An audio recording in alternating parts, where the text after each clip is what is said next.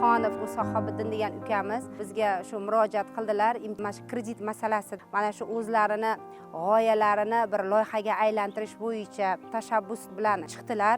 Biznesni rivojlantirish bankimiz tomonidan bu yigitimizga hozir 600 million kredit ajratilib, mana shu 10 ta xonadonlarga nogironligi bo'lgan, ijtimoiy himoyaga muhtoj xonadonlarda kooperatsiya asosida mana shu qo'lqop to'qish dastgohini mana shu 10 ta nogironligi bo'lgan, ijtimoiy himoyaga muhtoj xonadonlarga olib kirishga erishdik. Bu albatta buni natijasida muhtaram prezidentimizni mana shu ijtimoiy qatlamda bandligini ta'minlashdagi yana bir islohotini biznes rivojlantirish bankimiz orqali, buni moliyaviy ko'mak orqali buni amalga oshirishga erishdik.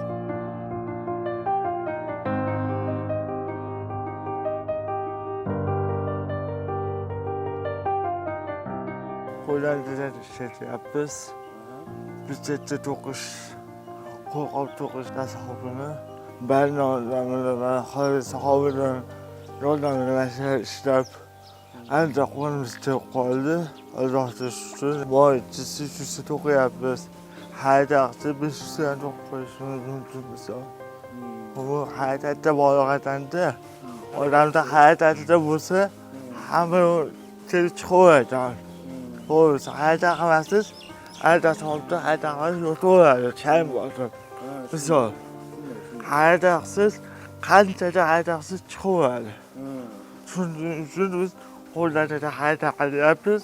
Hammaga son chiqishni bilmayman-ku endi. Hisoblanadi bu, ammo Allohga shukr, haydaq bo'lyapti.